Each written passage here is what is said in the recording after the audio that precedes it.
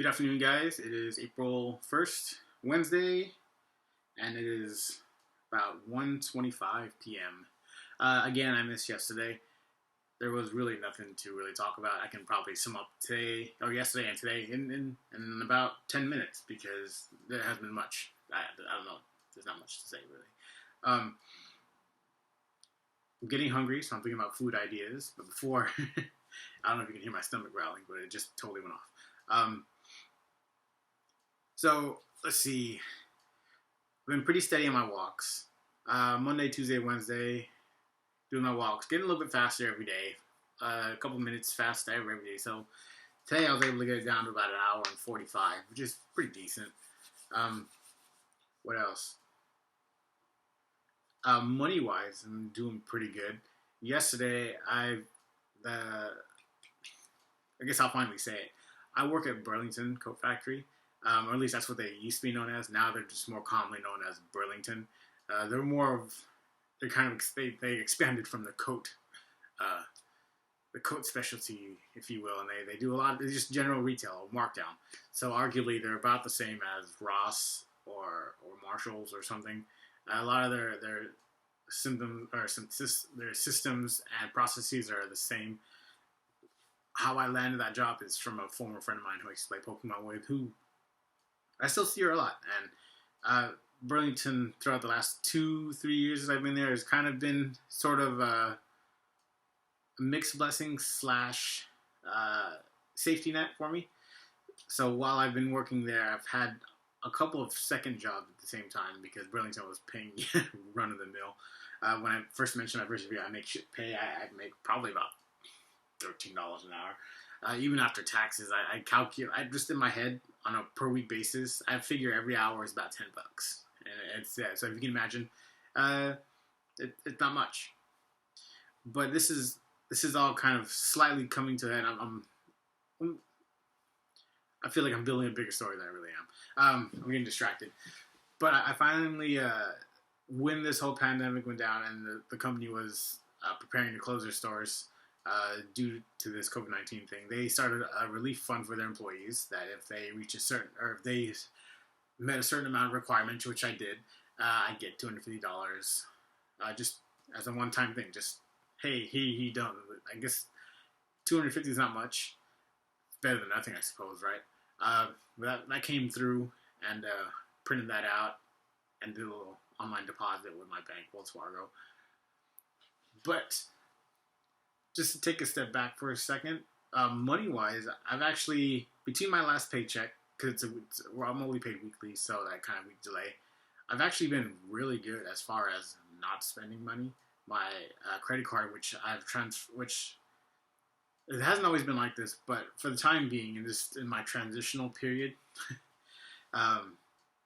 has been my rotating account, and that's more or less been going down, even with the checks I've been making. So even then, Trump's socialist check, slight pun there. I don't believe he's really socialist. With that check, if it's the full 1,200 or even anything less than that, I'll welcome it, and that'll actually put me further down. So it's amazing how even not working, I'm actually paying. I mean, testament to me. Let me toot my own horn for a little bit there. But no, that's a slight good news. Slight bad news is, so one of the other jobs I used to work on other Burlington was Goodwill. And Goodwill, what seemed like a promising, well, they are a promising company. But the context I'm about to explain puts them in a bit of a dimming light. Not that they're bad by any means, but, okay, so I'll explain. Late last year, before I finished my graduate program, I picked up the second job because I had a lot of spare time. And even though Burlington at the time was only giving me about 25 hours, that kicked up eventually. But at the time, I felt like I could put in work elsewhere, which I did. So I applied for Goodwill, and I got lucky because there was a spot that's literally less than a 5-minute drive from the house. I could walk there if I wanted to. Maybe I should have at the time. That would have been amazing, actually. And I did that, and like there, I was kind of exposed to how Goodwill kind of runs. But I think I was kind of put in. Maybe the reason why I was so quick to go to that location because that location was like a black Sheep location. Long story short, one of my ex coworkers from there, he messaged me on Facebook Messenger. He's like, "Yo, dude, the whole building got the chopping block." And in hindsight, I'm laughing because the way that building was run, it was okay. This is coming from someone who was a supervisor at. Fine, I'll say it. I worked at SeaWorld for 14 years. Who was familiarized with how a building is managed, how it's run, how hours are kind of calculated, how you can kind of how to maximize things by looking at time slots and stuff. Like that building was poorly run, and that's I don't want to say that's a reflection of the company because they're up and coming more or less. Their model is more of a pure one than say Burlington or SeaWorld. They basically take donations, they polish things up if they can, and they turn around and sell it. And they don't sell it for a lot, but whatever they get is markup because everything is more or less a donation. Really, their major profits, if one wants to call it that, is they get lucky because when people donate, they get those tax breaks, right? But you will be amazed with what people donate and the value they're at, and maybe they just don't want to go through the hassle of selling it. But when the 4 months that I was there, how long was I there? More than 4 months. I was gonna say 6 months, but that's not true. Anyways, we'd get these bins of donations, and we'd get Michael Kors purse, where all it was a scratch here, and suddenly it's not worth $500. Well, hell, a purse that's worth $500 in one scratch is still what, at least $250, right? And they turn around and sell that thing for about $100. But the purse was donation, so that's a markup of about $100. But to add more to the pure side, they I guess it's turned into a goodwill thing. They like to hire people who have barriers to employment, and that's a noble thing if you think about it. They hire people who have disabilities, who might not get a job because they have records, who don't drive. They look. When I was there at the hiring process, and I was watching the lady, and we were doing a group interview, and she's literally like looking for these things. Like they really do target for these people and give them jobs. I mean, I guess it's one thing to say, yeah, they're minimum wage, but hey, they're still giving them a job versus other places who wouldn't even consider them. And that's something to reckon with, in my opinion. Anyways, so there's goodwill. There's the building I used to work at. The fact that everyone got laid off, that sucks. I laugh like, okay, I guess that's just my natural reaction because you hear bad news, you're like, wow, that's terrible. But I guess it's almost a defense mechanism that I laugh. But yeah, that's terrible. Now, first there's that news, and then literally the next day, I think I heard that news Monday night. Then Tuesday morning, when I didn't post, that's probably something I could have talked about.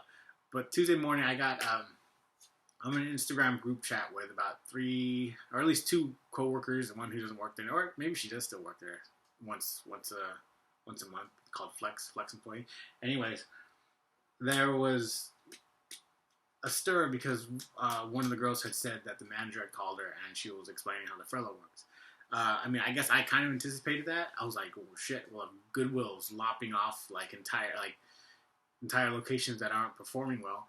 I wonder how like Burlington would take it. So, I mean, I guess I had a little faith because I'd like to perceive myself as on the upcoming as far as Burlington. Although, I'll just mention this real quick: the manager or the operation manager who hired me, and he's more or less the one who's trying to recruit me to a higher position, which I welcome. He called Burlington a slow moving ship, but it's still a ship and it's still moving. Anyways. So the head manager for the store, I'm assuming, literally had to go down the phone list and call everyone to explain to them the company position as far as what they meant after 2 weeks of closure and that employees are going on furlough. Basically, what that means for most of us, or at least like directly, is that the store is closed. They're not going to open until they're given the okay. That the okay would be given by either President Trump or California California Governor Gavin Newsom to say it's okay for these non-essential stores to open back up. And so Burlington's just waiting on that. Now, I think we got lucky at Burlington because we got furloughed, which means we're still employed. We still have a job. when the store opens, we basically just get called back in like nothing ever happened. But in the meantime, we're not getting paid. Um, but we can still use our benefits and we can still apply for unemployment. I mean, that's a lot better than see what happened in Goodwill, where the guy basically told me, yeah, we all got laid off and we can apply again later and we'll get priority.